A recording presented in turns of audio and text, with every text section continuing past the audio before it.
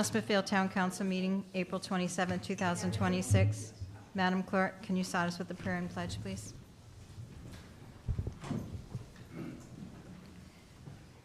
Thank you for bringing us together today in a spirit of generosity. May we honor one another by keeping an open mind. May we voice our truth and listen with an open heart. May we discern your will to unite in a fruitful outcome. I pledge allegiance to the flag of the United States of America and to the republic for which it stands, one nation, under God, indivisible, with liberty and justice for all.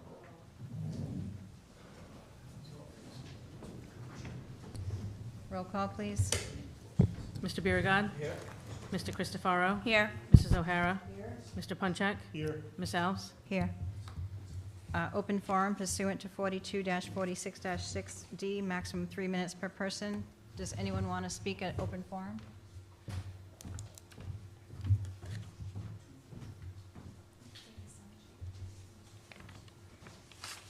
Anyone want to speak?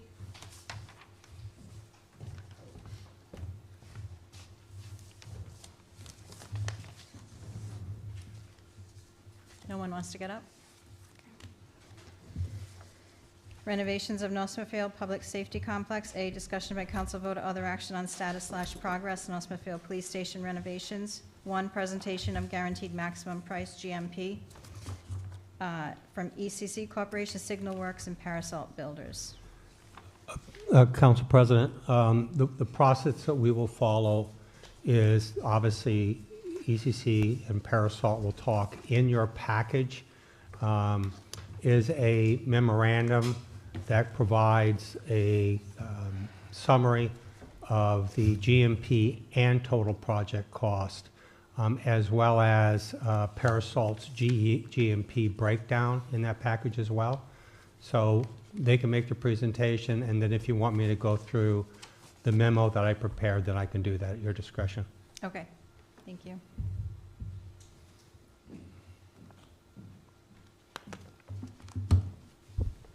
Good evening. Can you hear me okay? Yes. All right, we can do the presentation.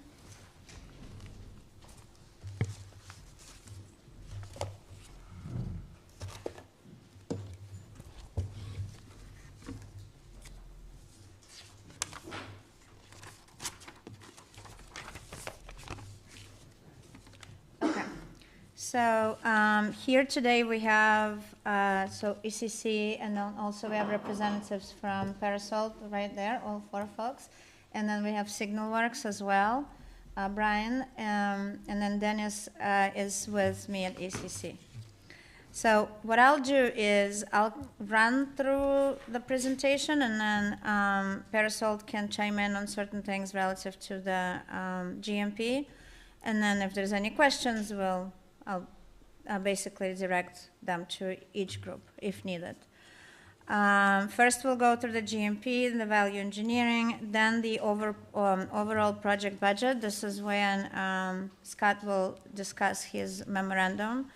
And then we'll do the general status update. And then we can talk about schedule and phasing, which is not a lot of changes there, but just give like a general update on that as well. The focus that we wanted to concentrate on today specifically is the GMP package. So we can go to the next slide.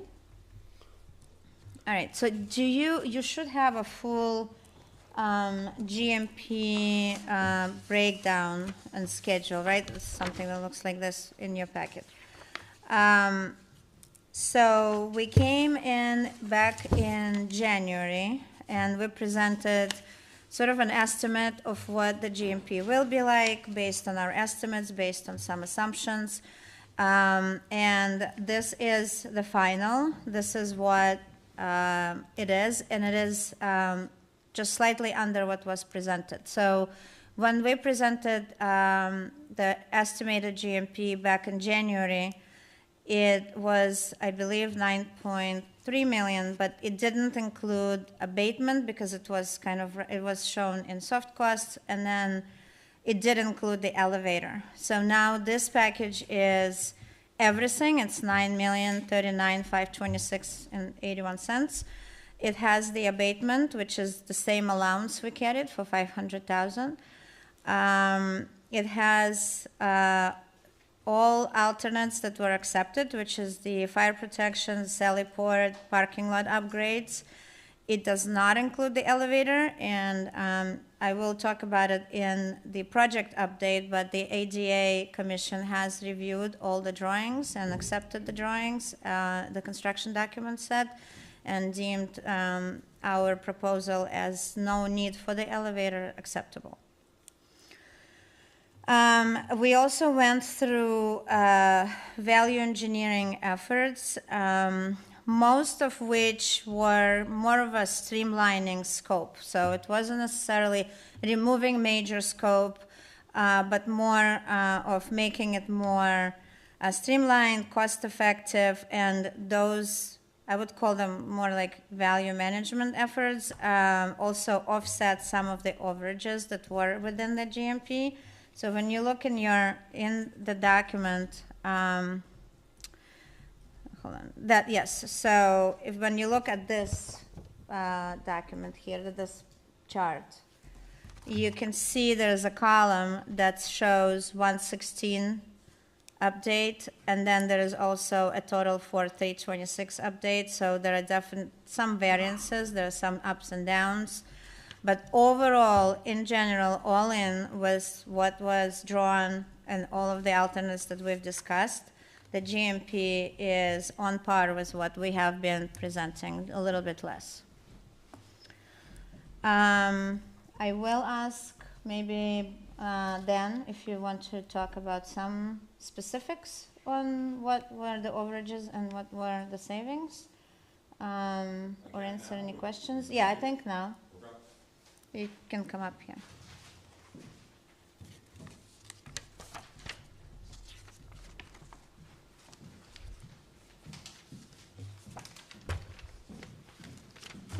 Dan Butner, I'm project executive at Pariseault Builders. Yeah, so our 116 date, as Inga alluded to, has pretty well stayed on budget. We included our number was about 9.35 million all in. We included the abatement in this GMP update, which would have had our all-in number about 9,850,000. We decreased and value engineered out the elevator, as Inga alluded to. There were some ups and there were some downs as far as that comes. Some of our demo costs went up a little bit. Some of our other costs went down.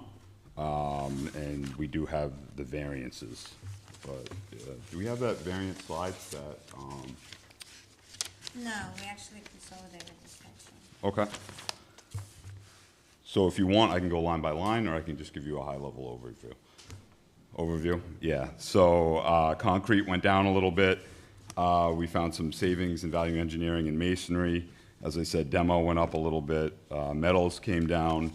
About 40,000. Woods and plastics, there was some increase there. We have to do some additional work up in the ceiling as far as the abatement goes. So we have to do some additional structural wood framing up in that area. So that went up a little bit. Our thermal and moisture protection came down. That was just through some value and some repricing efforts. Openings stayed flat. Finishes stayed pretty flat. Specialties stayed flat, and then our MEPs came down. We got some better sprinkler numbers in, and doing some scope and some further walkthroughs. Plumbing stayed relatively flat, and HVAC actually came down a little bit, which was good to see. And that was a value engineering effort through finding some alternate equipment that we spoke with SignalWorks and their consultants with, and found that acceptable as well, just to get things into budget. So can I just ask some questions on some line items? So why did the demolition come down so much? I mean, it's like $75,000. What? Or actually go up, sorry.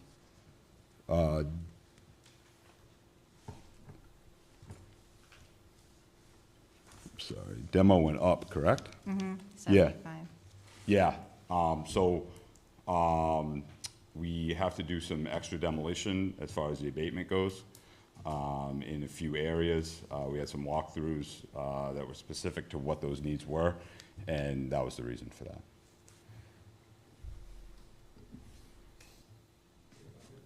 Could just jump in, is that also part of the need to take down hardboard that is hot?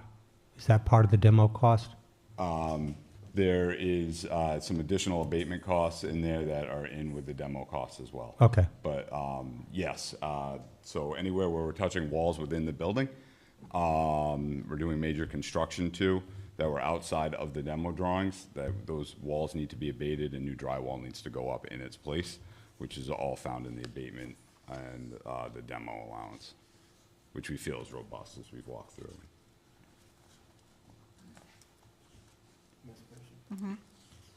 So you're pretty confident that when you open up those walls, you're not going to find anything in there that you're not prepared for? Look, the building's old, we've talked through this a few Exactly. times, right? Right. Whenever you open up walls and you do a phase renovation, you're gonna find things that are unforeseen. And that's why we have a construction contingency of 5% that's built into this budget as well. And that's what that's used for. Okay. I do feel that this budget's healthy. We've gone through this GMP at length, and I don't think that we're missing anything or there's any smoke or any mirrors in this. This thing's complete. There's a 5% construction contingency in there to solve just those problems. This is a GMP contract, any dollar, it's audited every month, all the backups in there. Every dollar that we save goes back to the town. Okay. And what about the fire suppression savings? What does that mean due to phasing? Are we replacing it all, or are we not replacing it? Like, what? There's does no that fire mean? suppression system currently in the building. The upgrade of the building now is gonna have a new fire suppression system in it. So it'll have a fully functional sprinkler system, which is one of the alternates, which is included into this GMP. So why did it come down from 75 to 20,000? It's $50,000 delta savings. Now it's less. Yeah, I think so. Our budgetary numbers on 116, when we walked through, didn't include all subcontractor pricing. We were able to find better pricing throughout the market.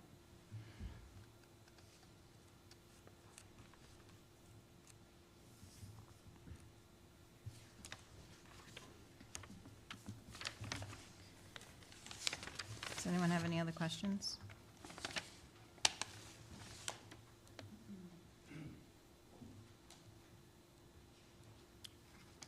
So the earthwork and the fencing, can you kind of go into that a little bit?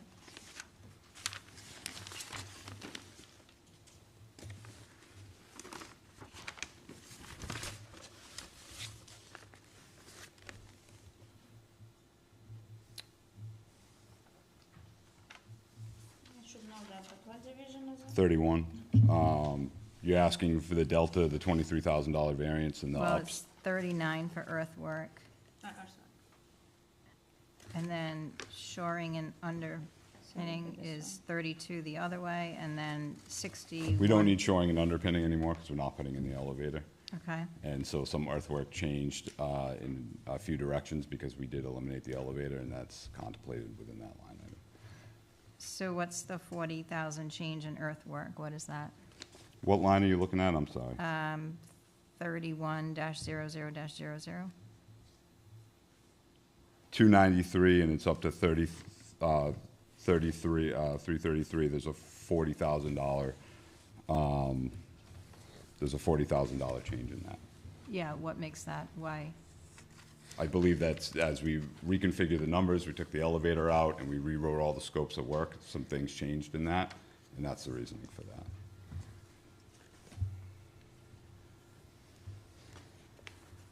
And $61,000 in savings for fencing? Are we just not fencing, or what is that? It's 32-31-00.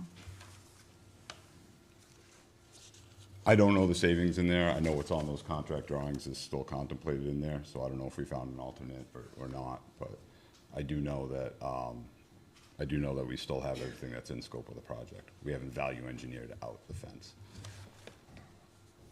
When, if I may add a Mm-hmm. little bit. When we went through this exercise again, so in January, it was an exercise and it was more of an estimate approach. This was closer to the real going into all the subs and saying, okay, the project is happening, soliciting 3 quotes or more.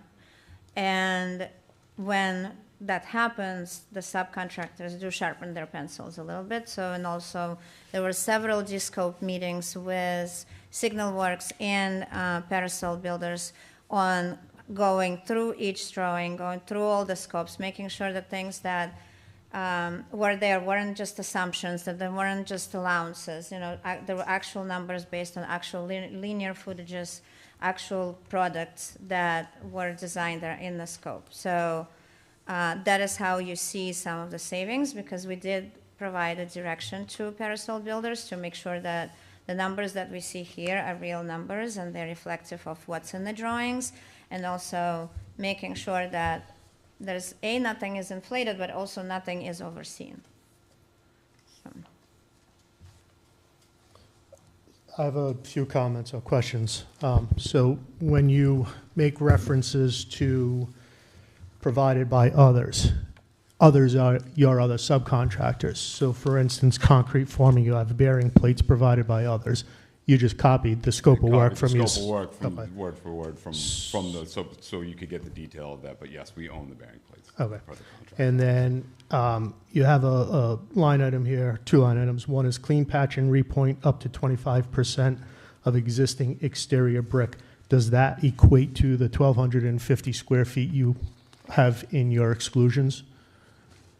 I just like, is 25% 1,250 square feet? Correct, yeah. And then same thing on the cleaning of the limestone and granite.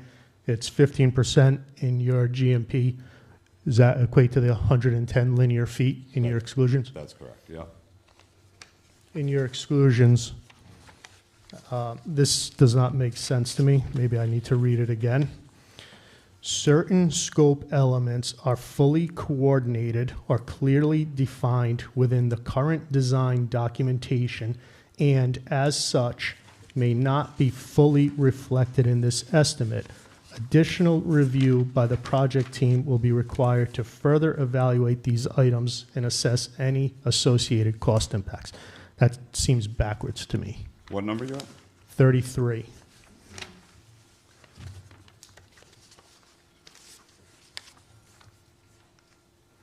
If it's fully coordinated and clear or clearly defined, why is it not fully reflected in your estimate?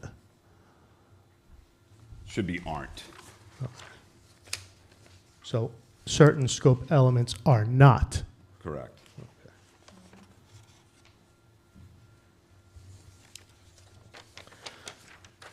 That's all I have for the 20 minutes I've had to look at this document. So one thing I think would be beneficial is if you could kind of give a, I hate to say it, but a layman's definition of what a GMP is Sure. and how this process is going to work. Is there going to be a cost savings share with the town? We've had, I won't say, but I think it would be valuable for people to know, you know, GMP, yes, the word guaranteed is there. However, there can be changes for out-of-scope items. I think Yep. it's important for people So to the- know that. The guaranteed maximum price is what's represented on the paper, right? And those are to the contract drawings. That also contemplates a construction contingency, which we spoke about. And that's for some unforeseen conditions that can come up through the project, which we know will. How is that spent? Is that solely at Pariseault's discretion, or does the town also have input into how that 5% contingency is spent? Your contingency. The construction contingency is normally controlled by the contractor. There are provisions within the contract that if we are going to spend any of that money for an unforeseen condition, that we will give written notice to the town and get written approval. But it is part of the guaranteed maximum price of the project. Now, if you want to change scope and you want to add something, you want to add back in, elevator is a bad example, but if you wanted an upgraded fence or extra plantings around the building and that was a change in scope, that would be a change order to the project. And that would increase the GMP. Does that make sense? It all makes sense to Yeah. me. I want this all to be on the record for the general public to Understood. understand how this process is going to work. Sure. So just to, kind of expand on what you just said. So say, yes, there's an out of scope, the town decides they want to change something. The town, so we've got your GMP number with your contingency. We have the town's overall project with another 5% contingency, correct? That's correct. So we could Owner's say, contingency. okay, so we Yeah. could go and say, okay, there's, I think, $450,000 or whatever it was in that contingency. We want to change something, we're going to take $100,000 of this contingency, of our contingency, Yep. and give you guys a change order on it. That's correct, yep. And then if you got to the end of the project and there was some shared savings, right? Let's say hypothetically there was $250,000 or $300,000 at the end of our construction contingency, and we were at a point where we felt comfortable enough, if we were at 80 or 90%, and said, hey, we really would like something, a beautiful sign out front or something like that. We would at that point feel comfortable being able to spend that out of construction contingency, knowing that we were going to give it back at the end of the project anyway. So, If for some reason you dipped into your owner's contingency for so something. we don't manage that construction contingency, we just have knowledge of what was spent out of it. 100% visible to you, and it's defined within the contract documents on what it can be spent for and what it cannot be spent for. Okay, so I didn't mean to interrupt you if you want to continue explaining with It GMP. sounds like you know the process as well. I just wanted, did that answer your question? Yes. Okay, very good. Does anyone have any other questions? I don't have any questions at this time. Again, we just received this as we sat down, so I haven't really had time to thoughtfully review.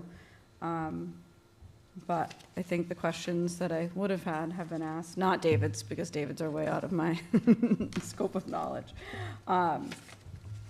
But yeah, I would just appreciate, and I know tonight's a big decision, right? For Tonight, sure. we've been waiting for this information for quite some time. The public has been waiting for this information for quite some time.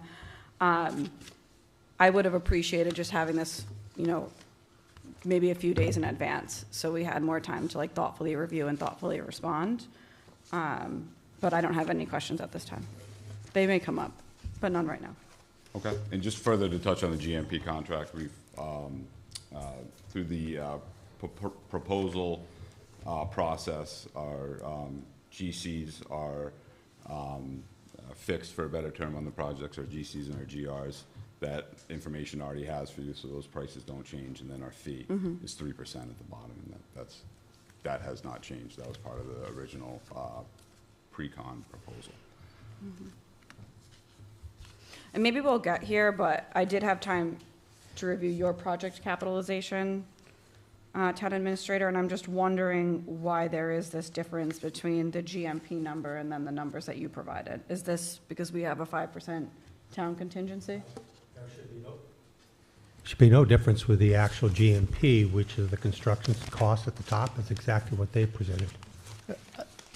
I think that's also needs to be pointed out that, okay, the GMP is the construction cost. It doesn't include any of these soft costs that, Okay. are listed here. And I think that, that Gotcha. causes confusion because FF&E, exactly, you ECC see a costs and all that. $10,791,000 number, people automatically go to that number. No, the GMP for construction of the building is just over $9 million. $9 million. Okay. And I know that you're going to want to go through some of the milestones that you've already reached. If you would prefer, I can take a couple minutes just to summarize the memo that's in your package, which takes the GMP and then looks at the total project cost and tries to net it out for what the net cost is to the town, if that has value to the council. I mean, I personally think it would be helpful, since we're talking numbers at this time, is or would you like them to finish their presentation? It's actually the next slide is this. So the Okay. GMP overview was first, we wanted to show you that, and then the next would be the memo from Scott. Okay. From the town administrator anyways. So, if you look at the document with the tables on the front page, dated April 27th, what I, at the beginning, did is to provide a historical context from the 3 times that we presented numbers: January 22nd of 26, March 2nd of 26, and April 22nd of 26. And as you'll see at the top, base scope with all alts, that is the GMP. And then what we start adding below that are some soft costs. And the bottom line, total construction cost, is the GMP and soft cost. So in January 22nd, we were at 11,511,000. March 2nd, we were at 11,649,000. On April 22nd, we're at $10,791,000. Keep in mind, for example, if you look at the March 2nd, 26 number of 11,649,000, there were additional value engineering items that had been spelled out at that time, which, if applied to the project, would have reduced the project cost to $10,646,374. I didn't show that breakout on the VEs for this because they're all incorporated into the document, and it was kind of an overreach. But nevertheless, wanted to show the historical. So if you look at the April 22nd, 2026 construction cost of $10,791,356, which is shown in the top table, that exceeds the March 2nd, 2026 projected construction cost, adjusted for those value engineering, by $144,982 for a change of 1.36%. If you look at project capital, that is, how do we fund this project? We show the municipal bond remaining amount, the Department of Administration grant, the OER grant, the Rhode Island Energy Incentive, and the dispatch grant, and we have total capital sources of $1,533,806. So therefore, if we adjust that down off the total construction cost of $10,791,356, if we take out the $1,533,086, you come up with a net cost of $9,258,270.34. Yeah, I have to throw the 34 cents in there, sorry. And Scott, But yes, clarifying question, those aren't grants or incentives that are pending, those have That's been correct. awarded? that is correct. Okay. Those are all awarded. Now, with the dispatch grant of $500,000 has been authorized.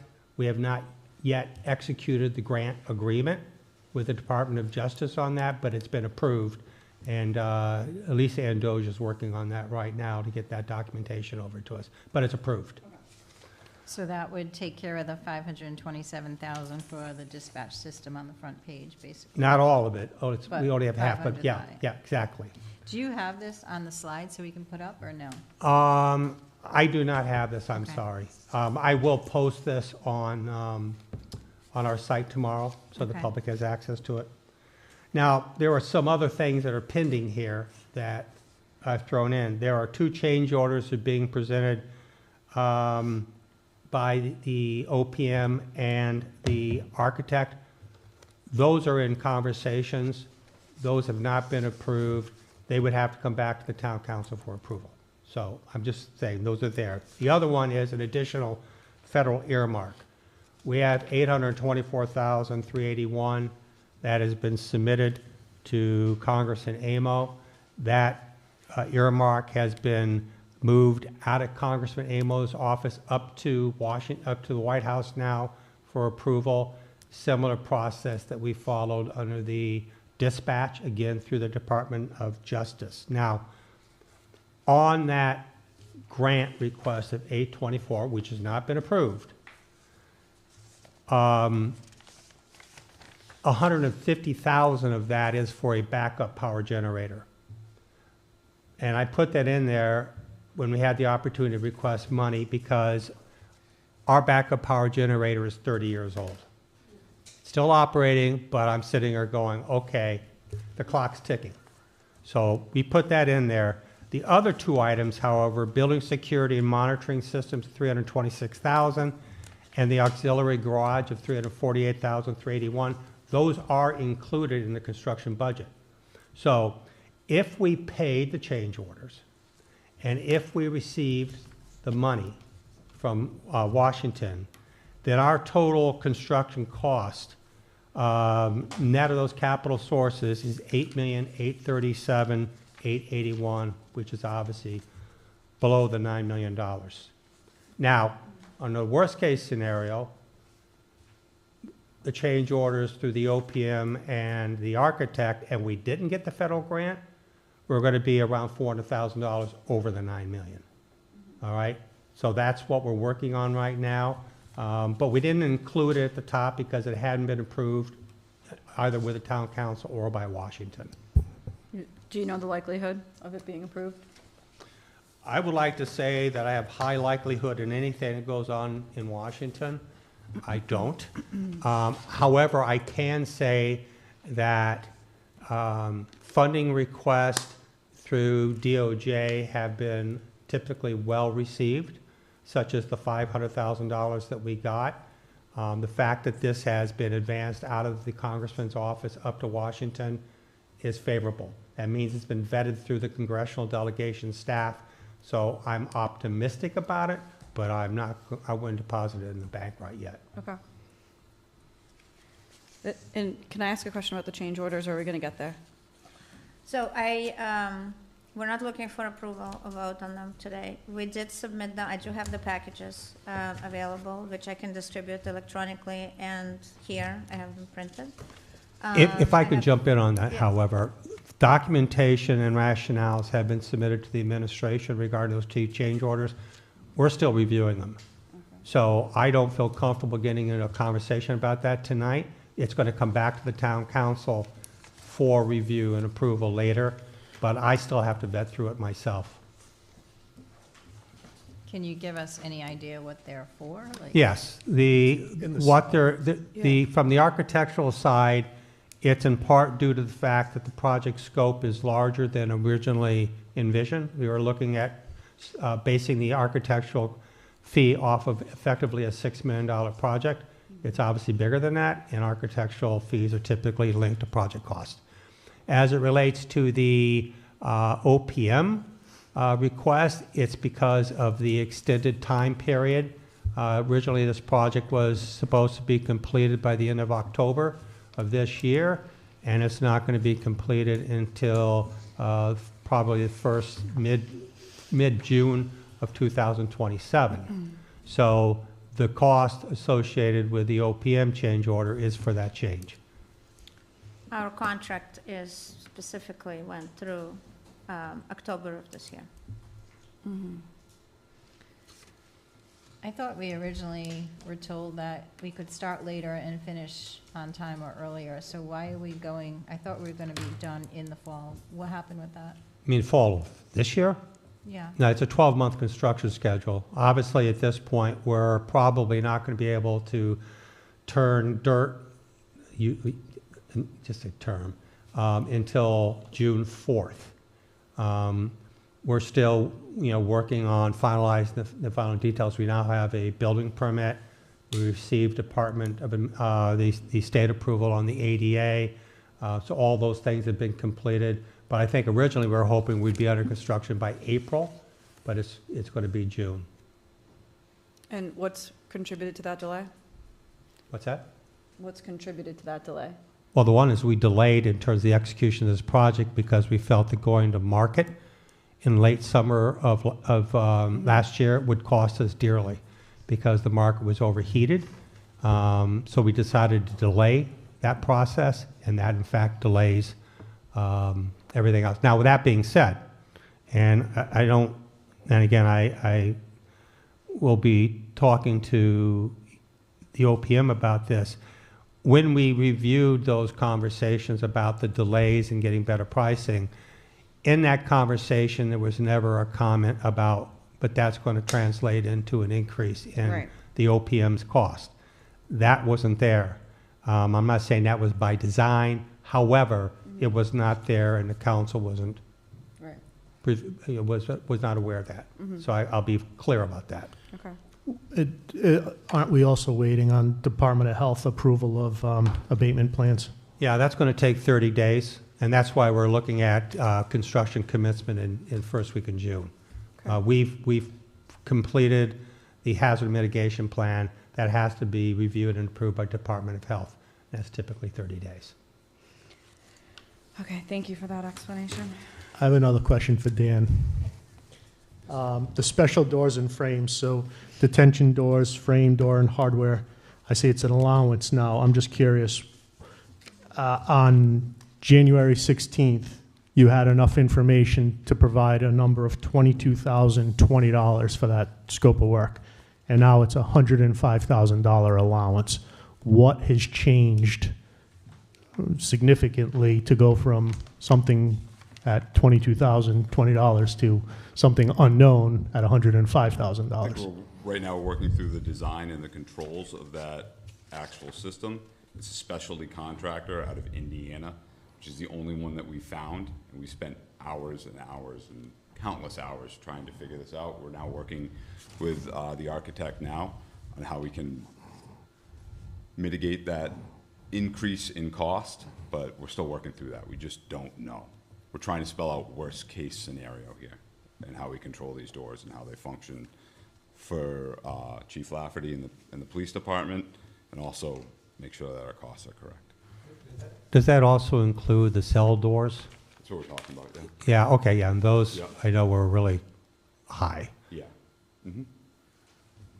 Is that like industry standard, or is it specific to our building? They're high because of the way that our building is? Industry standard, Okay. specialty contractor. I can't go to Columbus Door in Cranston and buy Okay, them. They're okay, just- okay. To add to that, so because of the open book, and just to go a little bit more into the GMP specifically and how the contract is ran, every time a subcontractor is awarded, so for example, the doors, once they're awarded, we get a basically authorization to proceed from the CM. That gets reviewed, and any savings, they go into the contingency, so the money gets moved below the line. It's all presented to you. So we see the movement of the monies within those line items, and so it's fully transparent, so nothing can be overlooked or sort of hidden. And also savings can be applied towards overages or some other things within, and at the end of the day, if it's there's monies remaining, either the contract can get reduced by that amount, or something else can be done per your choice. Can I make one more point?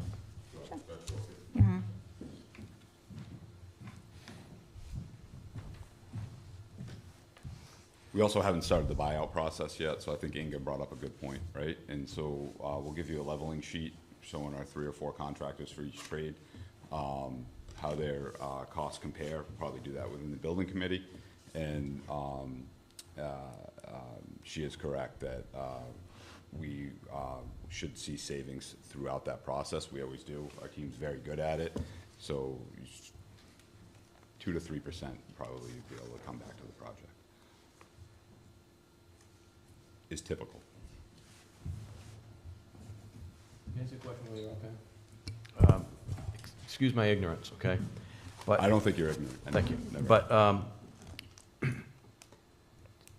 the word guarantee kind of is what kind of bothers me, because it's not really a guaranteed maximum price, because I don't know how it can be, because if you have on the exclusions page, if you go down the exclusion page, there's a lot that it excludes that it may very well need to be done.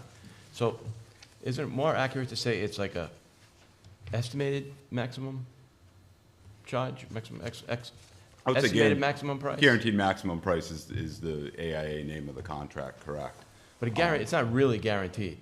I can guarantee that everything that I know to date right now and what's in those drawings that has been accounted for. There are things that are in the drawings that haven't been accounted for, and there are things that to your point, when you open up the walls, you don't know. That's what we do have a construction contingency for. Anything above and beyond that is change order. Yeah. I just don't know how you can guarantee it. Yeah, it is a standard of the industry calling it that, but I get where you're coming from. I think it's important to point out, however, we went with the CM process for this very reason. It allows us to manage the cost of this project much more effectively than if we simply did a design bid scenario. It's not exactly as if the numbers that you're seeing in front of you are simply numbers that the OPM and the architect prepared using a standard means document. These are hard numbers that have actually been vetted through with subs already, and that's why they feel much more comfortable with it.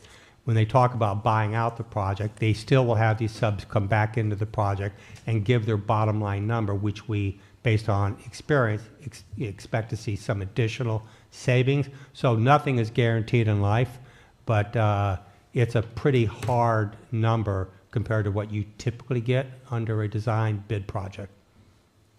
You'd have a difficult time doing this project bid build because of the phasing, right? So it would be very difficult for any contractor to understand the phasing from the contract documents, what they would need for temp protection, how they would be able to move around the building and keep the police station operational while construction was going on. And we've contemplated temp offices, we've contemplated temp bathrooms, we've contemplated temp file rooms, we've contemplated a lot that could never be drawn, right?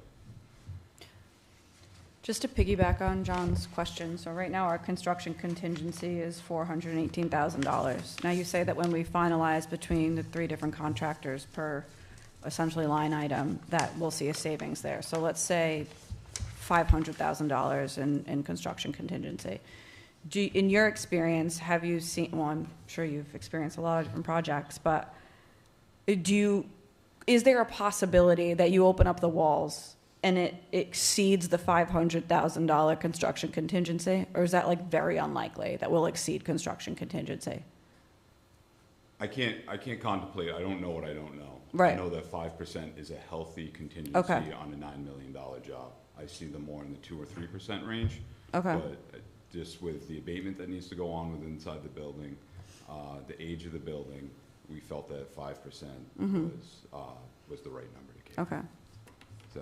Is that helpful? No, that is helpful. I can add to it. Again, we don't know what we don't know. I don't want to put guarantee it, if you will. But we're basing this based on not just industry standards, but also based on projects that we're on and working on, our experiences, as well as the experiences of the state and projects that we see every day, right? So that's what we do, and that's what I've been doing personally for 20 years. In the past, I have 4 projects right now that are in the finishing up stage, and one of them is with Pariseault. Some of them are, I could say, maybe more complex, maybe longer, and right now, the 3 that are with the CM at risk approach are 0 change order projects, all 3 of them. We were able to finish those projects within the GMP. So with the unknowns and with very difficult conditions, and one project is similar in price and one is over, it's way over 50 million, it's in the 60s. So I can say that we don't know where we're going to open. We don't know if tomorrow something will happen, right? Those are extremes, but we feel that comfortable enough that within those values, and these, in my experience personally, this project and drawings and the amount of vetting that this took is way more thorough, because we had the opportunity to do that, because the drawings were at construction document level already almost last year. And we went through iterations of a couple of estimates and 2 GMPs, 2 GMP estimates, more so than when sometimes we have to rush into it and bring these GMPs, say, at design development or schematic design time phases. So there's a lot more detail that went into this. Thank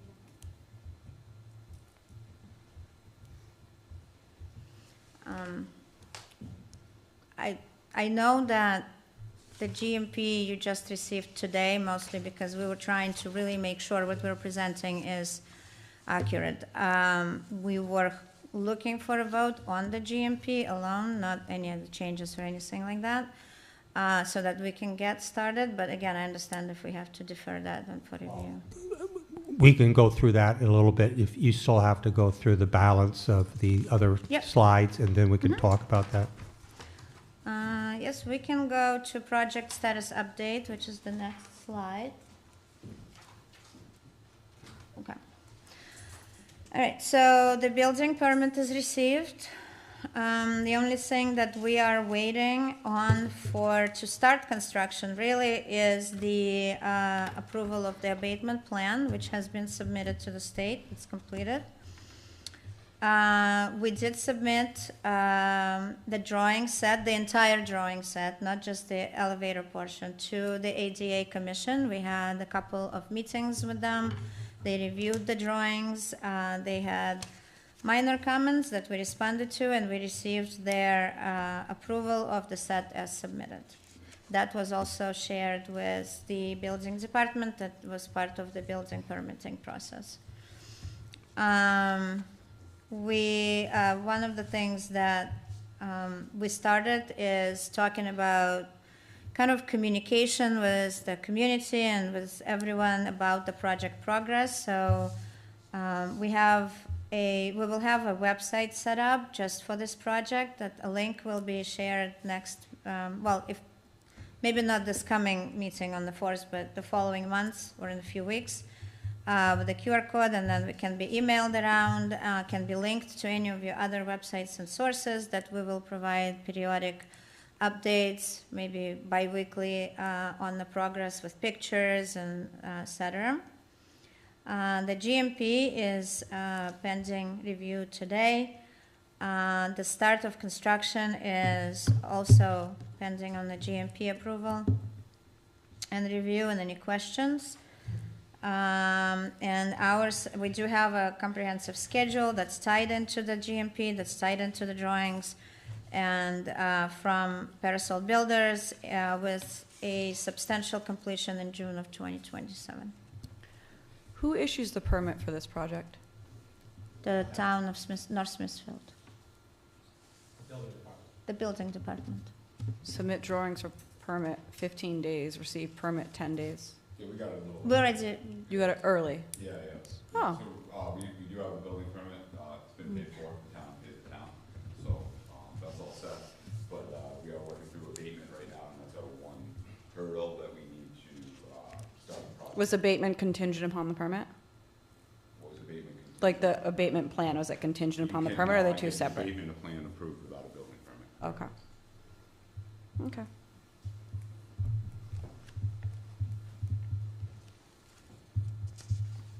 any questions? One thing we also started is furniture and equipment coordination. We still have time on that, but we started looking at various options and vendors that will be procured for this. There's also been a lot of conversation and meetings at the police department as it relates to the dispatch console and all the electronic improvements that have to go on with that. So we had a meeting at the police department a couple weeks ago, and they're still working through that as well.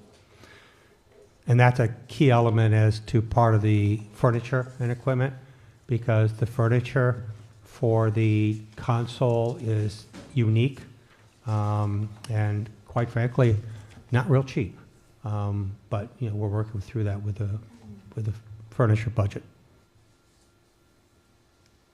And are we continuing to look for any grants or any sort of funding for? Yeah, we'll always keep our eyes open. Obviously, our eyes are mostly focused on the federal grant because that's a big chunk of money. Mm-hmm. But yes, anytime something surfaces that we think fits this project, which at this time would have to be at the state level because the federal process is already underway, then we'll clearly jump all over that.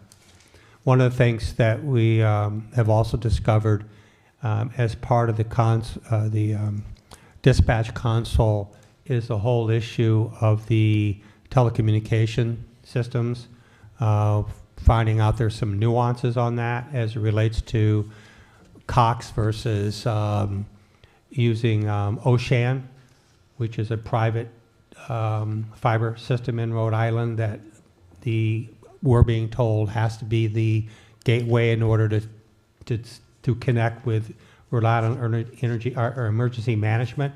So we've gotten price quotes from Oshan to install that. Clearly can fit within this project budget. However, we're looking at an alternative to fund that, and we'll come back to the council in the not-too-distant future. I think the total cost for the police station was something like $30,000. Is that right? Both fiber, and we have to bring it underground into the police station, but we have an idea as to how to fund that. Go to the next slide. That's the next slide. That we had some schedule highlights in there, which I already discussed. And we also included a phasing plan.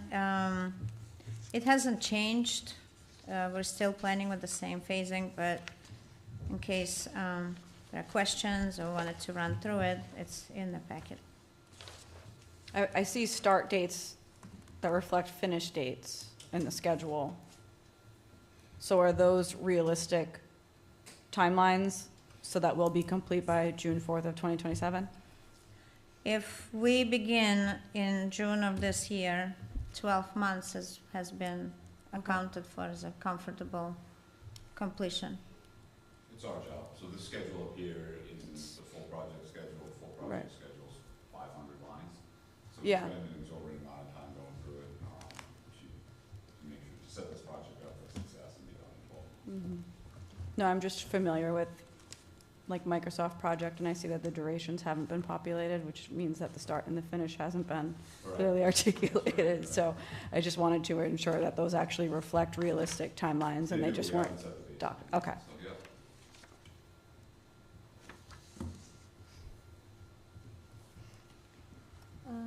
Okay, next slide is basically phasing. And the project schedule, which are one-day activities, Okay, because they're milestones. Okay. They're not linked down to what's going on. gotcha. When you put a milestone in Microsoft Yep. Project, it's there. Yep. These next slides represent the phasing plan. We don't have to go through those unless the council really wants to see what the phasing plan is. Chief's good with it? Yes, sir. We've been working on it on a weekly basis. And it probably will be tweaked as the project moves forward. That's right. Definitely will be tweaked as the project moves forward. I guaranteed it to the OPM. I mean, can you just do like a brief overview of it? Yeah. This is Lucas, he's a project manager on the project. He did a lot of effort in the bid. Hey everyone. So yeah, I'm Lucas. I'll be the project manager. So we worked a lot about the phasing. Basically, we broke it up into 3 phases. So this is phase 1, kind of where it's highlighted in green here. These are the areas that we're taking for our construction to start off with. So we're taking either side of the building. We're building out some temp offices for the chief over on the right for what he needs, then some other temp facilities with the 2 cells and the prisoner processing on the left here. You can go to the next slide. So this is still in phase 1 on the 2nd floor. Again, the green is what we'd be taking over first, the first phase of the project. In the bottom here, we'd be building out some more temp offices for the chief, where they would be able to work during construction. Top right, we'll be doing a lot of the demo work over here, as well as building out a temp bathroom, as we'd be taking over and taking down a lot of the bathrooms during construction. And that's it for pretty much phase 1. We estimate in our schedule that first phase will take about 2 months in the project. Go to the next slide. So this is phase 2 on the lower level. This is the main bulk of the project.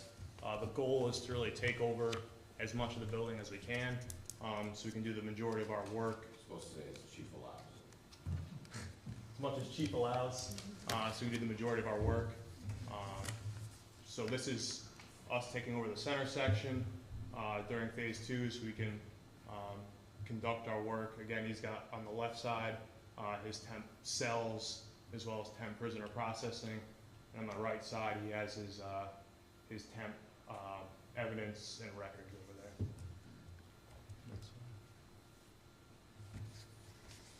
This is the second floor in phase 2.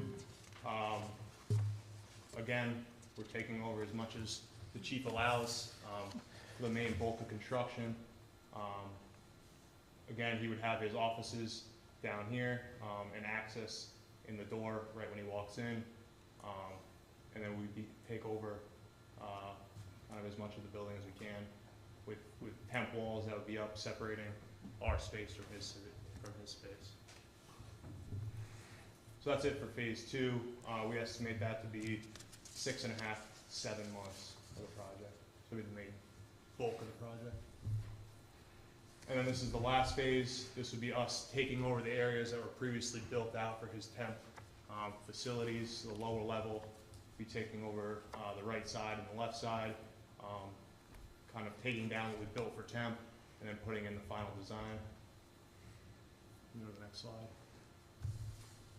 And same thing on the second floor, taking over his temp area and building out what we need to for our final design. Just a point of clarification, the hazard mitigation process, that all occurs, what, in first phase? No? No. It's going to be phased in concurrent with the phases of the project? Because we Okay, touch the walls, we Okay. touch the areas. We have to. okay, thanks. So our areas would be contained off, or would be conducting the hazardous abatement from where the chief is going to be conducting his operation. Is your assumption that all of this is done Monday through Friday, 7 a.m. to 3:30 p.m.? I don't know what, so you're thinking your phasing is based on regular working hours? That's correct. That's correct. And you're good with that? In the future, will we be able to see prototypes? So like the public can actually see what we're getting? Progress photos? Well, not progress photos, but like what is the space actually going to look like? Mock-ups. You mean like Is that what it's called? renderings? Yes, there we go. This document is actually posted on our website No, already. I mean like what the space will look like when it's done. Well, we don't have that in our budget to do visuals. What we do we don't have, have we that. are going to create a website that is going to provide all real-time updates on the construction process so the public can see it at all times. What we often do is, if we don't have renderings, we can pick like an area, say, and we can do photographs of that same area, and then you can see how it evolves, plus all the other photos. Are there any mock-up requirements in the specs? Yes. For items such as?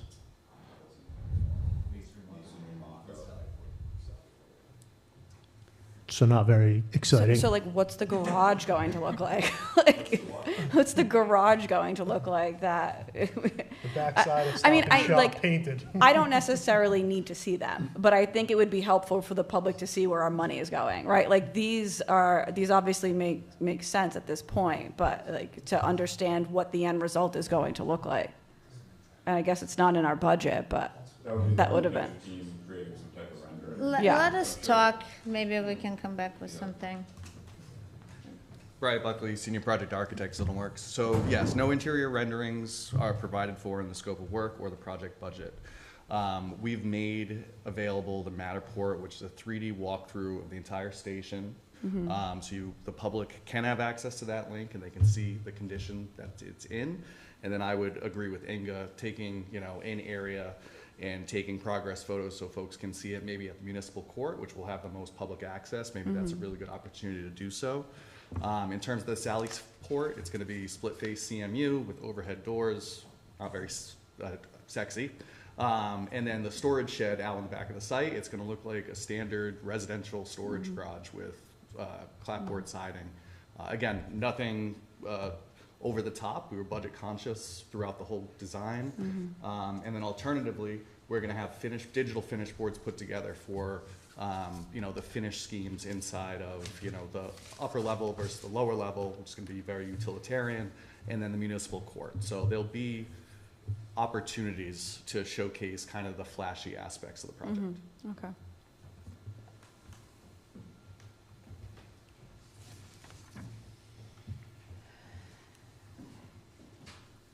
Anybody have any other questions? I had one. So in your exclusions, qualifications, and clarifications, number 8, we did not include commissioning agent costs in supporting commissioning activities and documentation by the trade contractors. Can you explain that a little bit further? Yeah, we own, I believe through the contract documents, we own startup, tab, and training, which is typical.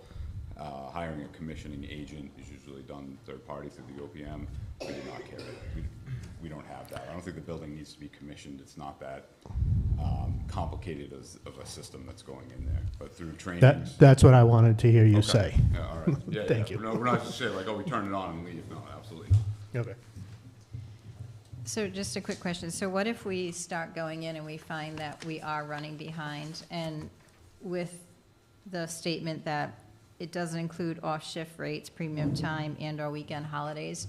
How does that work if we're running behind in a project? I can speak to that real quick. Mm-hmm. Oh, maybe I should stay here. I don't know. So we take schedule very seriously at Pariseault. We just do.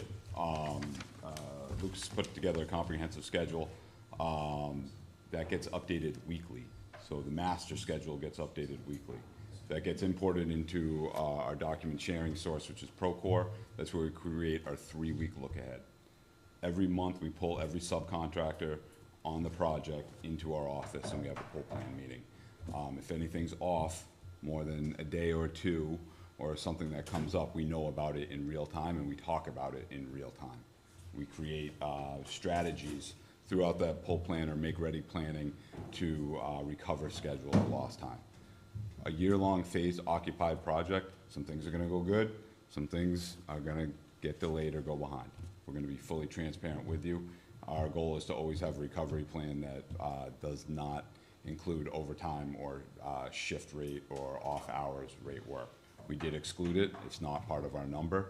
It's our last resource, and we would hope at that point in the project, we'd have to go to contingency, correct? Okay, thank you. We also take schedule very seriously, and we review the schedule along with the CM. So we review it weekly with our look-aheads. We also review it monthly when we receive an update. We sit down and try to see where there could be any issues, and then also definitely look into recovery protocols and processes. Again, we take that substantial completion. No one wants to run beyond that. If there is things that are outside of our control, like those weather days that we have to recover, we always have a plan. We can't control everything.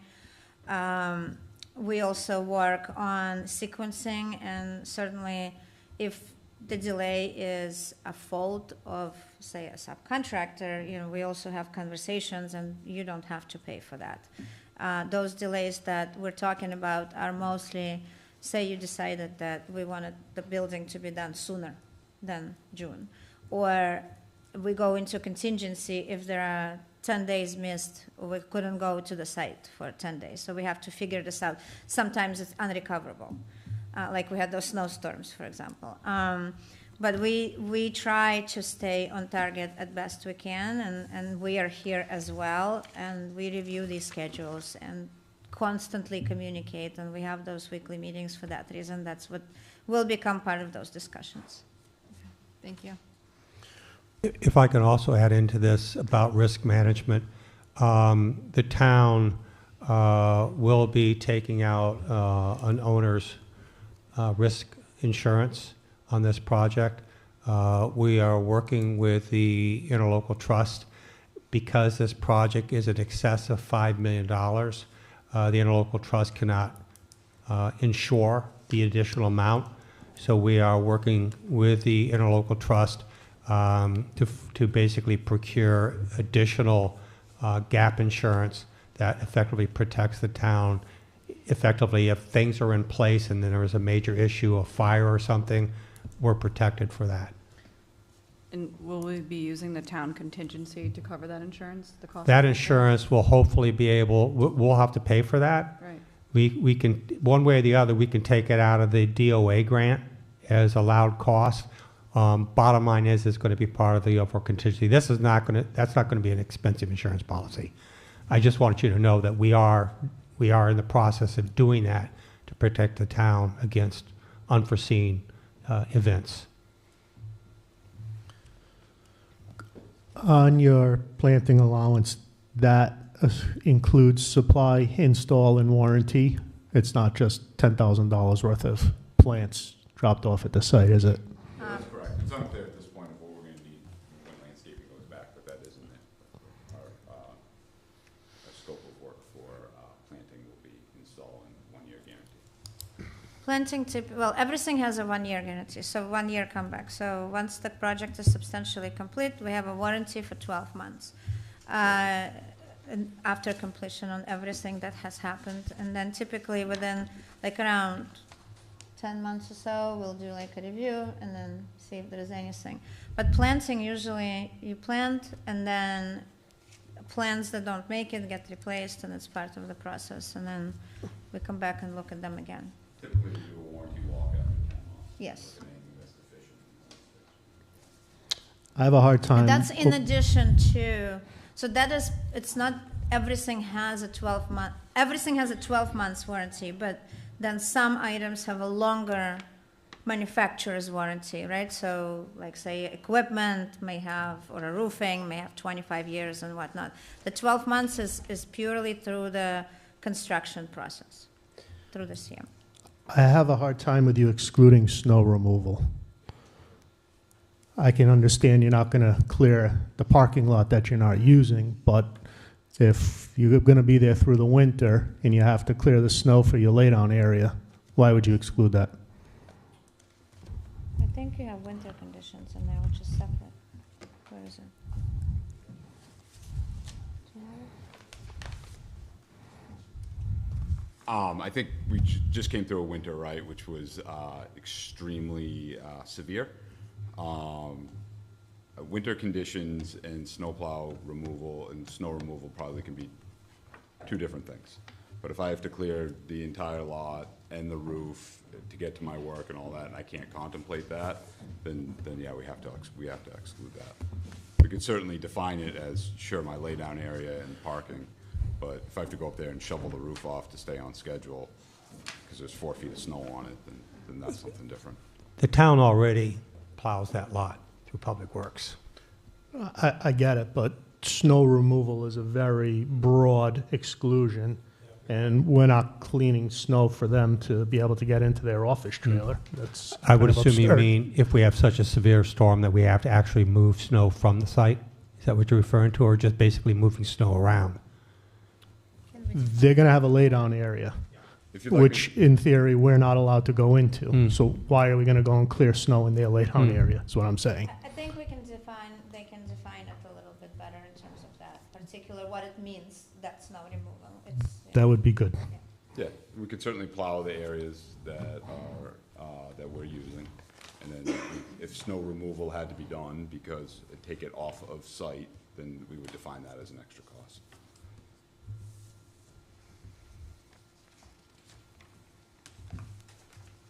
And things like the exclusions in general can be further defined during the contract negotiation.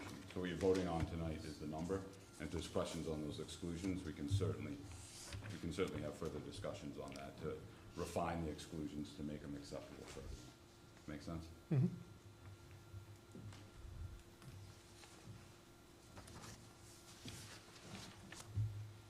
Any other questions?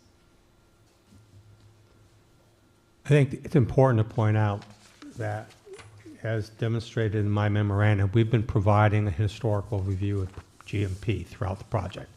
Okay, we are now at a point where it's been fine-tuned and we are comfortable in presenting that as the GMP.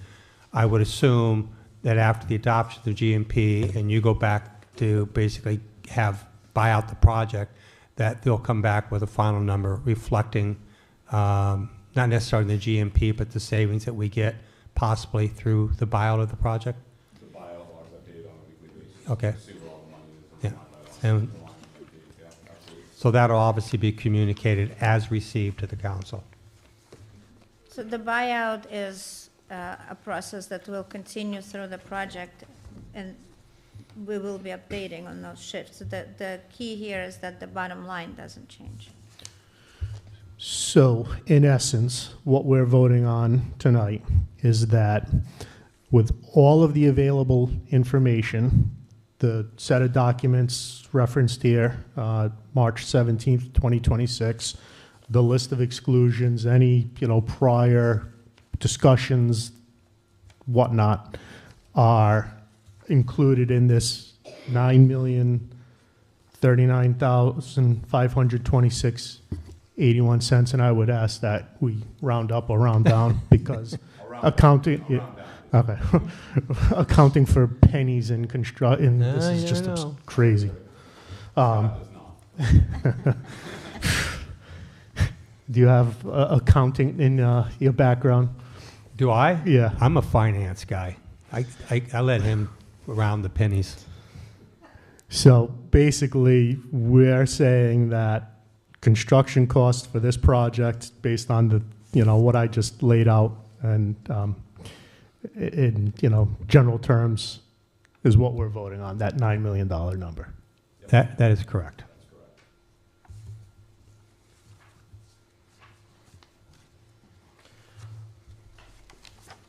One thing I think is important to just, call attention to is on this, this sheet we have here, there's a variance of negative $82.19 between the 1/16/26 pricing and the 4/3/26 pricing. One thing that, is a big number there is the fact that $500,000 was added into Pariseault's scope of work. So in reality, the comparison would be, if it was going apples to apples, the comparison would be $9,039,609 to $8,539,526. That's why the GMP, but I also looked at the total project cost. That causes confusion. Yeah, though. because I thought the council would also want to see the total project cost, but we moved early on certain things that were not in the construction budget up to the construction budget, and that's where I think the confusion comes from. Well, so I was trying to look at the total project cost to show the comparisons. Understood, but when you're dealing with GMP for construction, and then you go and say total construction, causes confusion. It's total project cost is, really soft cost, our contingency, Yeah. our $529,000 What it will really dispatch cost system. us. Exactly. That's, to me, the project. Yeah, that's It's not correct. the construction. Yeah. So we track the entire budget. We work with Mr. Gibbs on that, and you are correct. The total project budget and the construction costs and the GMP sometimes get used incorrectly, but It causes confusion, it though. does cause confusion. Because people go to, the big number and then try to compare it back to the little number previously, and it's not apples to apples. So I'm just trying to make it clear that apples to apples comparisons on this construction GMP were the numbers that I stated.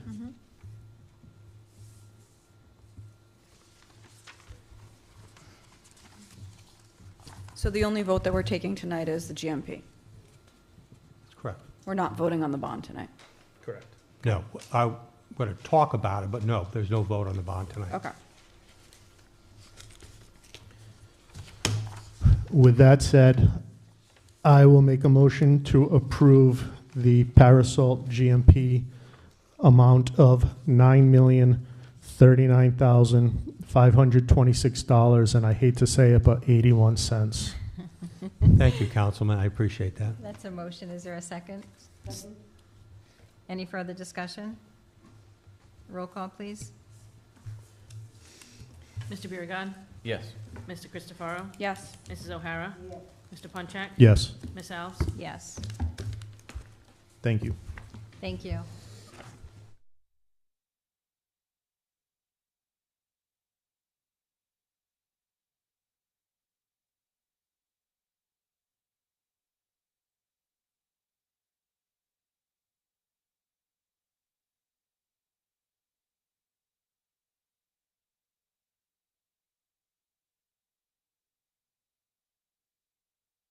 As you know, we've been authorized to borrow up to $9 million. I identified the progress that's been made and the remaining steps that have to be accomplished. The first bullet is the approval of the GMP, which was just accomplished. We also now have to meet with our underwriter, Moody's, to grade our bond. We cannot do that until the town council officially adopts a resolution which identifies the bond amount that they are borrowing. A draft of that resolution is in your package for your reference only, but we have to get to that step in order for us to sit down with our underwriters so that we can basically find out the final pricing on this bond. Once it's underwritten and goes to market, we're looking at about 30 days to closing. There we can actually have access to the money. A positive thing right now is that we were on a conference call today with our fiscal advisor, and the numbers that I previously had presented to the council had us borrowing at 4.15%. We are now at 3.77%. The market since September of last year has gone down about 38 basis points, or 0.38%. So you can't speculate where this market's going to go, other than the fact right now we're on the good side of that market. Effectively, we've seen, because of the market changes, about a 9% change to our favor, which is great. So once we get the resolution passed, we get the bond underwriters to complete and go to market, we will complete the whole process. In my memorandum, I clearly argue that I strongly recommend that we go full $9 million, in part because the cost of capital is pretty favorable. In fact, if we were investing our money in a CDR right now, we would be earning at about 3.7%. So the arbitrage is almost at a break even, which is great for the town. When we do close on the bond will be put into an investment account, and we will be earning interest during the 12-month construction period. I could project that for you, but it's not a big number.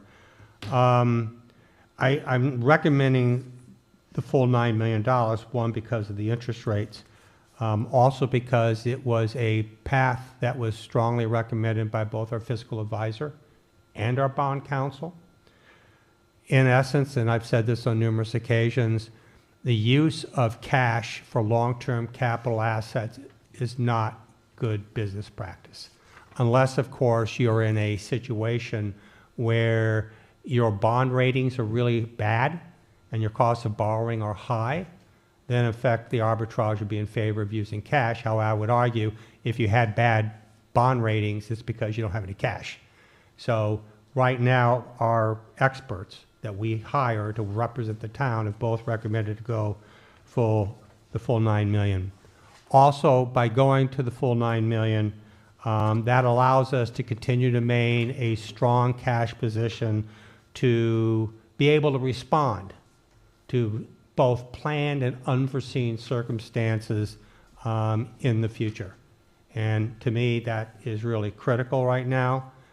What could that be? We could have I'm not wishing this, we could have a catastrophic problem with the water system. We would not have town capital to match federal funds when we have those opportunities. And obviously maintaining a healthy fund balance strengthens the town's credit rating. And I might add, and I don't think this is what the town situation is, but quite frankly, and we had this conversation with our bond counsel today, this town has a pretty good reputation. It's got a healthy balance sheet. They're comfortable with our school department and its spending behavior. It's comfortable with the growth patterns from the town, although they are somewhat slow, but they're okay with that. Where I get concerned is that sometimes we get surrounded by other events, which we don't have control of, which don't speak real positive about the market. We're looking around the state and we're seeing several municipalities that are in trouble.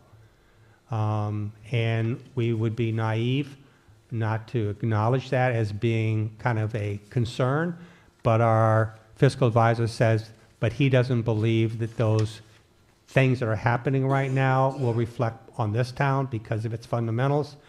I'm also concerned by the overall state and what I consider to be a very anemic economic growth model, and it's not getting better. But again, they will look at us as an isolated case saying that we're strong. But I will emphasize that we're able to weather those storms that are around us and not under control in large part because we maintain a healthy, unrestricted fund balance. That's what gives our underwriters the peace of mind in when they take this package to the investment market and to sell it. So for those reasons, I strongly recommend the $9 million. And in your package is a draft resolution you can read on your own. And to go to Councilwoman DeCristofaro's request, in the last page is a spreadsheet that effectively shows what the fiscal impacts would be over various different levels of funding from $9 million. This one, I think, goes all the way down to $6.5 million. When they do these analyses, they're not assuming anything else is happening, meaning they don't take into consideration that we've just paid off a bond. This looks at the worst case scenario, and at the full $9 million, they're saying this could have an estimated tax rate impact per 1,000 of 33 cents. It would actually be about 9% less than that because of the cost of borrowing has gone down. These numbers were based on 4.15%, not the 3.77%. So it would be somewhere around 27 cents, which, not taking into consideration anything else, that's the worst case scenario on their projections.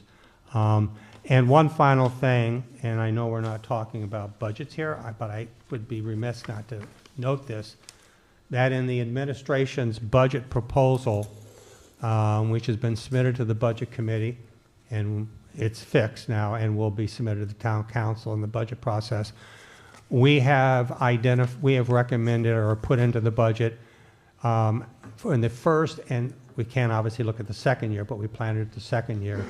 The first year, the bond interest and principal payments will be paid for out of the unrestricted fund balance. And we're recommending that they be done the same for the following year. That would amount to about a $1.75 million commitment of unrestricted fund balance to this project, while at the same time, however, we are accruing additional fund increases because of our ongoing operations. So through that process, our fund balance still will remain fairly healthy, one, but two, by putting it or paying for it out of the unrestricted fund balance, we are not making it part of the levy on the taxpayers. So they are not paying for that. We're paying for it out of restricted fund balance, which goes to speak to Council President Alv's concern that there have been funds that were already taxed to the citizens that were part of the original bonding, and we don't want to tax them again. Well, in fact, we're getting it paid back by using our unrestricted fund balance over the next 2 years. So that's the approach that we've taken. Obviously, that's in our budget. You guys are going to have to talk about that. that's how we've approached the issue. That's how we're recommending to approach the issue. So in summary, we strongly recommend the full $9 million. To do anything less, in our opinion, is not good financial management of the town.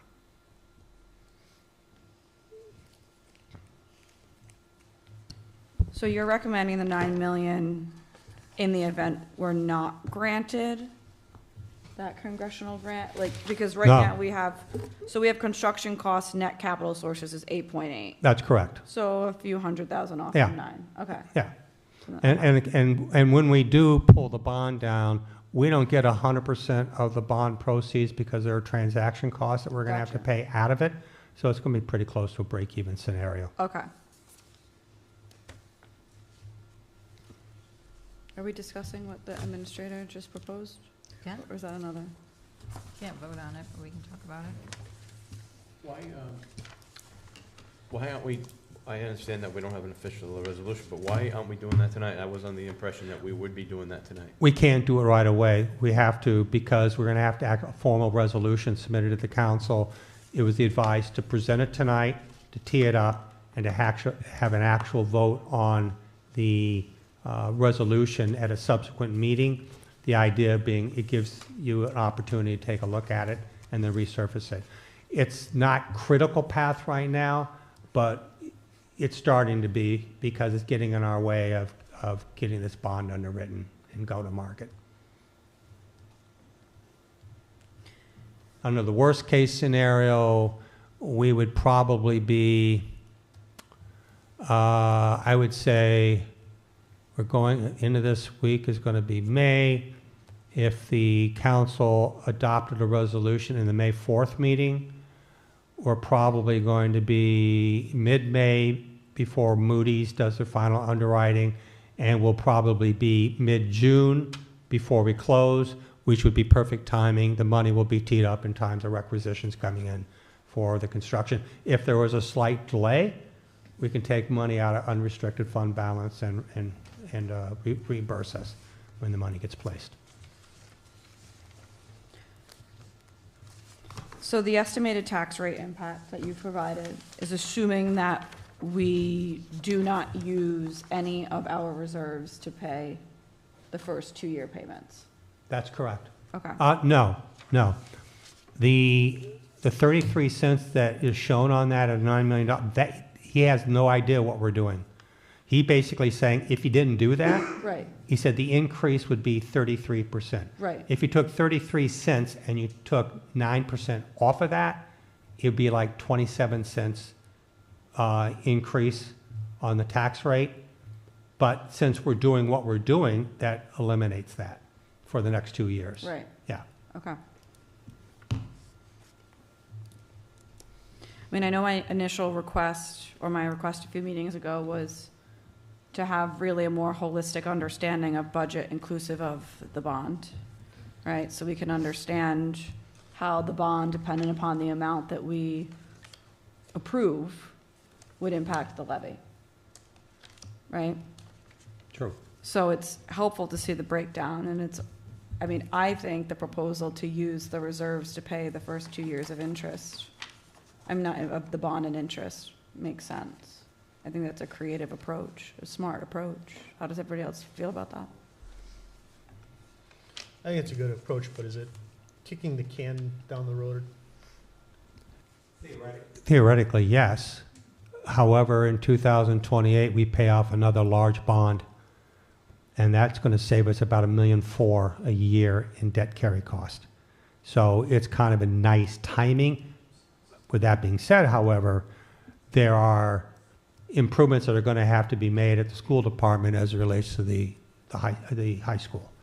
You know, how we phase that in, you know, is going to be critical. But in terms of the 2 years that we're addressing this issue, primarily to respond to the concerns about putting some unrestricted funds into this because we've already taxed the people, and by buffering it in on the, not putting it in the levy for 2 years is good for the taxpayers. But yes, sooner or later, it's got to be part of the levy. But hopefully when that happens in 2028, we've eliminated the other bond. So, I don't understand. So, you want to take the whole 9 million, but still tap into our unrestricted, fund for, to pay the first 2 years. That's correct. So then, No, go ahead. in a sense that you're taking 2 years, whatever that amount is, adds up to over the course of 2 years, is that much less that you're gonna be using of the bond. No, you're actually using to pay off the bond. So you're using the first year to pay the first interest and principal payment, and the next year you're paying the interest and principal payment. So effectively, then the bond principal will be lower when we go into the third year, fiscal year 2028. So we still need the 9 million, because that's what the project's going to cost us, but we're going to pay for the debt service for the next 2 years out of unrestricted fund balance, so that the actual principal starts to go down. So in a sense, we will still be drawing down on our unrestricted fund balance. We will, but also during that 2 years period, we're going to be adding to the unrestricted fund balance just by the general money that we're typically accruing every year through our operations. So if we're accruing $900,000 for, just to pull the numbers, it's usually been running about $1 million, then over those 2 years, we're going to be adding to the unrestricted fund balance $900,000 to $1 million each year. So effectively, the money that we're adding on those 2 years basically reimburses the money we're taking out of unrestricted fund balance. So at the end, going into fiscal year 28, we should be still at where we are right now on our fund balance. We should think, what, 10.5 million? So we'll be at the same place, but still addressing the levy issue. Yeah. So John, based on the analysis that the Budget Committee completed, the first year, if we were to go for the $9 million, the first year it would cost us $805,000 and change. That would be our first payment. And then the second year, it would be $787,725. So that's about $1.6 million over 2 years, and what we expect to accrue in terms of surplus on those 2 years should be more than that. I think the only, like, one of the questions I can imagine we'll receive from the public is, say we decide to only go for 7, right? Because we're saying that, taxpayers have already paid for this, let's maybe go for $2 million of reserves versus the $9 million total bond. There's really, I don't want to say there's really only, but like the difference between 9 and 7, the 9 million versus 7 million, I think is like 888,000. So the taxpayer could say, well, why are we going to go for the 9 when we can go for the 7 and essentially save $880,000? I don't think there's an $880,000 principal interest change. Oh, you said through 7 million? Yeah. Yeah, but what that also means is that we can't fund the total construction cost out of the bond, which means we have to take money now out of the unrestricted fund balance or have to put it into the levy. Okay. So they're going to get charged for it. We're trying to buffer the impact on the taxpayer while at the same time maintaining the fund balance position that this town has, which is clearly working in our advantage as it relates to our cost to borrow. When we are getting quoted 3.77%, that's good. That's really good. Yeah, no, I think the logic makes sense, Scott. I'm just saying I Yeah, I can know. imagine that will be a question, and that explanation was helpful. Well, if that is the question, then the logic would be like, why stop there? Why stop at 2? Why not go 3? Why not go 4? Why not go 5? So, Yeah.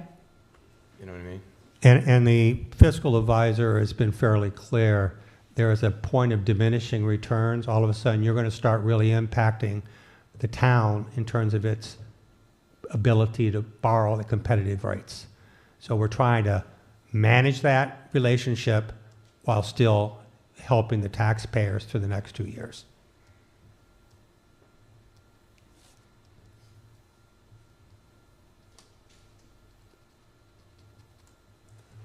So what I would do, unless you want me to do something otherwise,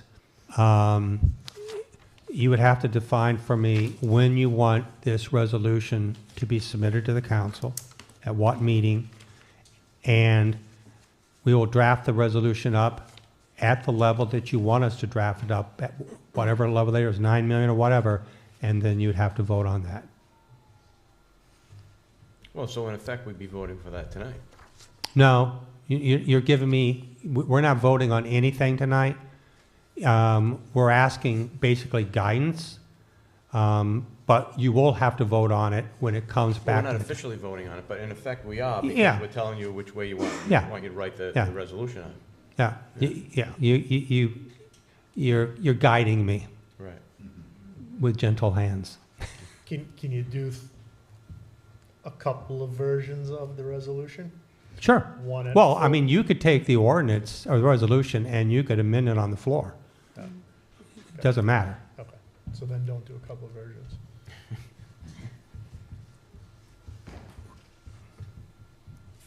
That's all I have. Are you guys aligned with with using the reserve for the first 2 years? Like, what's your, because initially, like I said, my request was that I wanted to see how this factored in the budget before I felt comfortable making a decision on how much we should take. But I think using the reserve for the first 2 years towards the bond payment alleviates that concerned and then in turn request. But I want to know what you guys think. I think when we do a budget and we end up with extra money to throw into the unrestricted fund balance, I think that's kind of like a failure of properly budgeting. I don't think it's a great idea, because we have a good amount of money in our fund balance. So I don't think we should be taxing people to save more, to take their tax money, take money out of their pockets to throw it in the bank. So there's no, if we did it right, there wouldn't be a really big increase. We wouldn't be making that up in the next 2 years if we budgeted correctly. If we budgeted to not take money out of people's pockets in order to save it. And I get your rationale on that. However, what this town doesn't want to do is go back to where it was. And where it is today has the fact that it has been able to build up that fund reserve. The fund reserve has in part been attributed to the fact that our collection rates have been significantly higher than what historically we've experienced. So in the past, we were looking at like a 98% collection rate.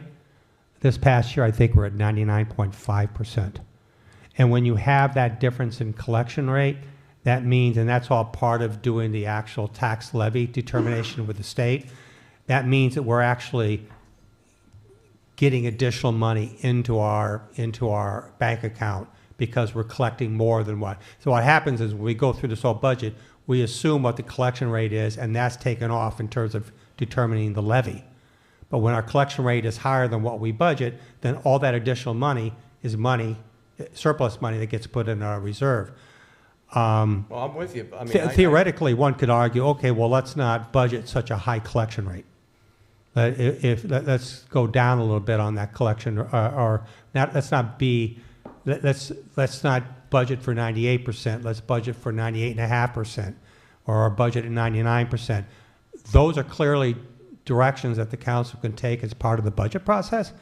I just basically caution that we can't predict the future, and that future can turn on us pretty quick, and all of a sudden our collection rates are going way down. Well, I'm with you, and that's why I'm hesitant to tap into a fund. Back in 2016, our fund balance was just under $3 million. And it was Gary Azofsky at the time was the town administrator, and we worked with Gary it was Gary's initiative to build up the fund balance. And since 2016, we've built it up to a very healthy number. So that's why I'm hesitant to just tap into the fund balance for the purpose of paying off. When I use the term tapping into the fund balance, it may be not the most accurate way to say that. If we're generating the surplus revenue, effectively what we're doing is we're capturing that surplus revenue to pay off the bond. But I use the analogy of the fund balance simply because the approach is not to include it in our levy. That's why I use the fund balance, but it's really basically using our surplus to fund the bond. It's one half dozen or another. The end of the period, end of a 2-year period, our fund balance hopefully will be at the same point it is right now. And we effectively amortize 2 years of a 20-year bond. That's the hope. You know what I'm saying though, Rebecca? Like, I just don't know that if, we're not guaranteeing that we're gonna be putting that money back in over the next 2 years. We think we are.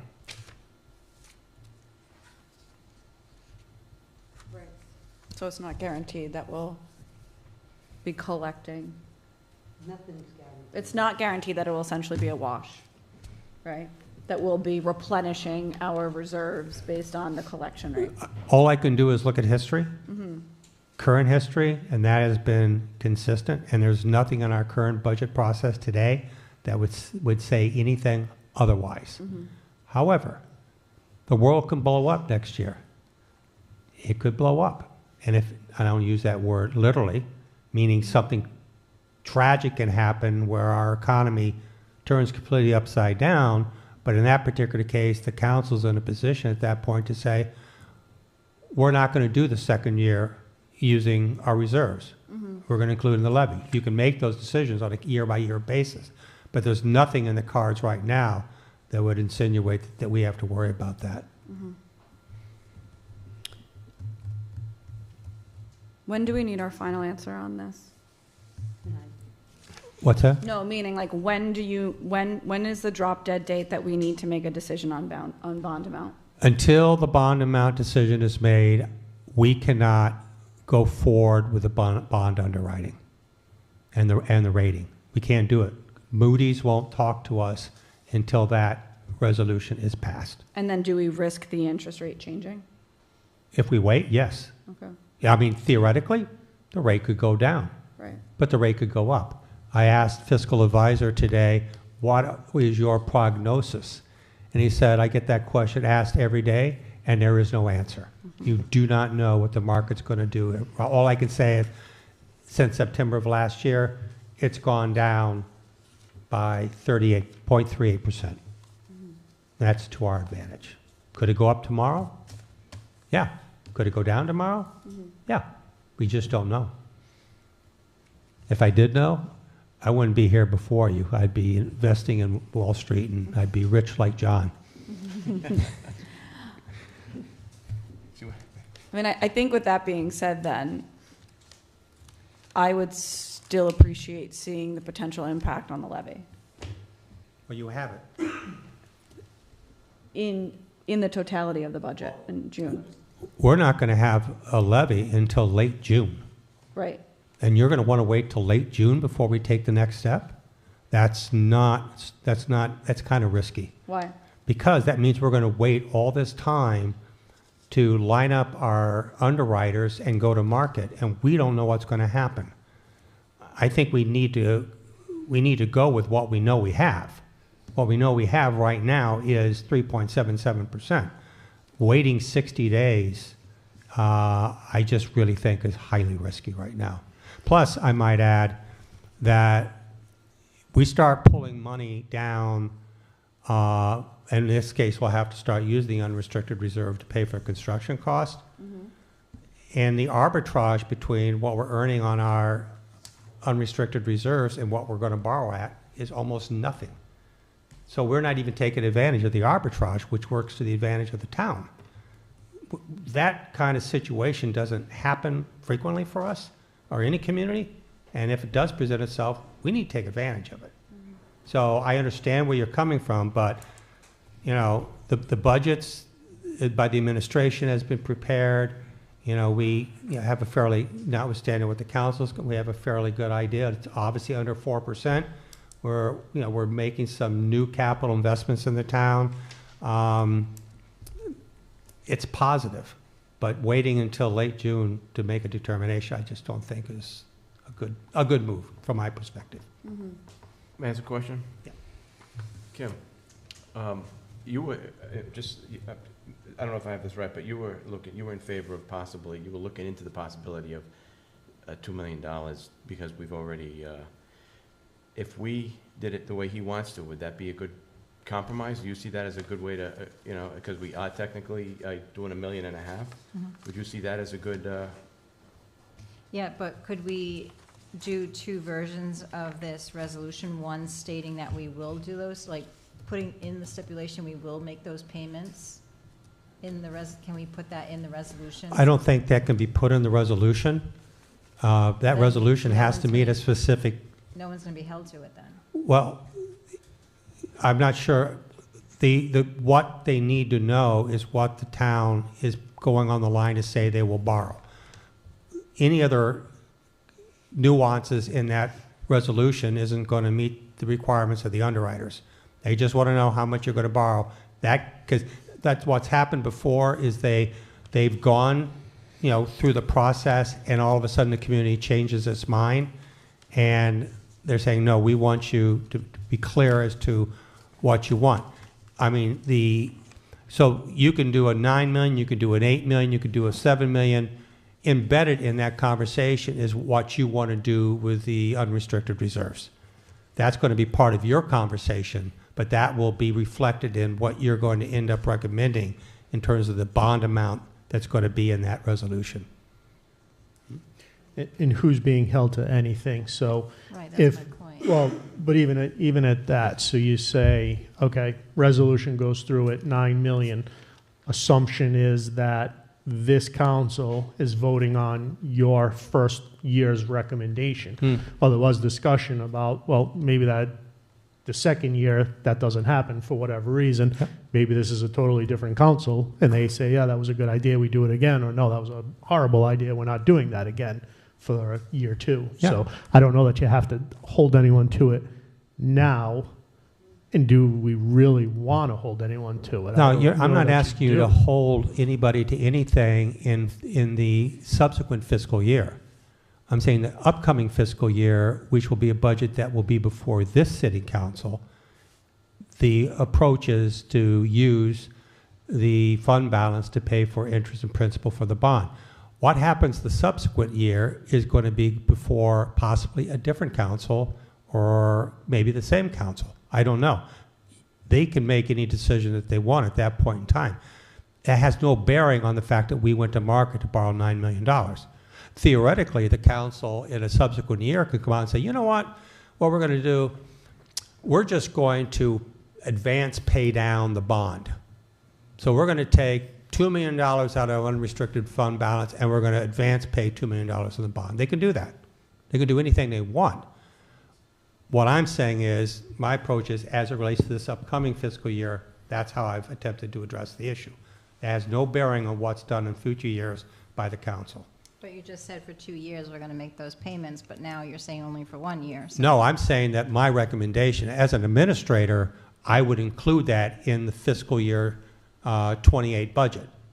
Whether or not the council agrees with that will be reflected in whether or not they, how they opine on the budget. So I can't tie the town on how it does this. All I'm simply saying is how I had recommended to approach it. What the council does is at the council's decision. well, I think your idea is a great way to, I think it's a great way to make everybody happy, because we borrow the 9 million, but we pay out of our reserves the first 2 years, the payments on that $9 million for the first 2 years, and then we kick in with the regular payments that we budget for the regular payments. And that way there, we're appeasing the people that believe that we should tap into our reserves, and we're appeasing the people that think that we should borrow the whole 9 million. And not forget about appeasing anybody, we're also doing the right thing, we're making the smart financial move. And That's the most important the thing. intent on my part is not to play a game. All right. I'm not doing a shell game here. I'm doing what I think makes sense. It does serve that purpose, Yeah. but I agree, it's the right financial move. But two things. So what we're saying is we may decide on the $9 million bond contingent upon paying with the reserves for 2 years. Correct. So how do we set that in stone that you can't. we can't? There's no Because possibility. this- Of I will council is- ask bond counsel tomorrow whether we can integrate that wording into the resolution. Okay. And if bond counsel says yes, then obviously then we would present that as one option that the council can consider. If she says, no, you can't do that, then we can't. It won't fly with Moody's. And then one more, and I know that you explained this, Scott, but can you explain this one more time in like lay people terms? Our residents can say, okay, the first 2 payments are roughly 1.7 million. So we're putting $2 million towards the first 2 payments towards the bond. That's essentially throwing away, not my words, I can just see that this, I could hear this being said, roughly $800,000, because that's the difference between 9 and 7 in interest. But your response was, well, explain your response. Say it again. My response is really very simple. And it probably won't be well received by all people, which after a year and a half, I'm getting accustomed to that. But the bottom line is, I understand all the conversations. It doesn't make sense to fund long-term capital assets with cash. It doesn't make sense, especially in this market. This is what prudent municipalities do. And when you look at various organizations who basically research and recommend this kind of stuff, they all say the same thing. Use debt for long term, assuming your community credit rating is favorable so that you're not borrowing at exorbitant rates. But there is a certain principle called intergenerational equity, which is that if you fund everything up front, effectively the current taxpayers are paying for everything up front. Right. But if you pay for it over time, the generations that will benefit from this over the 20 years are effectively paying for it. They're paying a fair share of that. To front load everything is really, I think, takes away from that which is a fundamental principle of municipal finance. I've heard that before. I think you may have heard it from a different perspective, but yeah. Do you know how many homes we have in the town of North Smithfield? Not a clue. No? All of them. No, I know all of them, but like, All of them. I can, 4,800? Okay. Because I'm thinking that if you take 888,000, that's really the difference between the 9 and the 7. You divide that by, 20, so 20 years, because it's a 20-year bond. I'm not good at math, so bear with me, Tony. If you divide it by a 20-year bond, that's $44,000 a year. So then you take that 44,000 and you divide it amongst 4,800. I know that obviously based on the value of the house, that they may be paying more or less for the bond. But, so you take 44,000 and you divide it by 4,800. And that would give you $9. $9 a year. $9. No, $9 a year per, okay. Okay. Administrator. Put your mic on, Tony. Administrator. So the difference between doing a $7 million bond and a $9 million bond Yep. is 9 cents per $1,000. And then you can multiply that over the cost of however much your house is, Okay. which is what the financial advisor had done for us with the 350,000, the 550, and the 750. No, I know. and keep in mind the 800,000 that you're referencing is 800,000 over 20 years. Right. So- right. Administrator, can't we take 2 votes? Number one, how much money we gonna borrow from the? Are we gonna do the whole 9 million or not? That's one vote, and then we can worry about how we're gonna. At least we can get the ball rolling with that, and then we can worry about how we're gonna fund the 9 million after, if we're gonna do the 2-year thing. We can't vote on the bond tonight. No, The not bond. tonight, but I'm Oh. just saying for your purposes. Yeah, I think the most important thing I want to come out of this with, not tonight, but ultimately, is how much you're going to borrow. That's what our underwriters want. Okay. The other factors that we're talking about here are germane to the conversation, and I'll see if we can incorporate that into the resolution. If not, you will have to figure out a different way. I mean, obviously, you can't obligate a council in the future to do anything. All you can do is obligate yourself as a sitting council what you're going to do this year. Yeah, well, yeah, all right. So we do nothing and we wait to hear back from you? Well, We urge Scott Yeah. to come back with a resolution with a value in it. That value being Nine. $9 $9 million. million. Correct. And what I would want from the council is when they would want that issue taken up. Next council meeting is May 4th. I know we have another issue on the docket, but I think that issue is going to be a lot shorter than people think it's going to be because of some logistical issues. So we can have this conversation on May 4th, or we can have this conversation on May 18th. Fourth is good with me. Might as well do it sooner than later. Okay, That's right. okay. Okay, Thank you. Sorry to be long-winded. No, I it's enjoyed okay. it. I ask a lot of questions. Thank you. All right. Next one is open forum pursuant to 42-46-6D, maximum 3 minutes per person. Does anyone want to speak? No? Anyone? But did we need to make a motion on the resolution? No, okay. All right. Take a motion to adjourn. Motion to adjourn. All in favor, say aye. Aye. Meeting adjourned.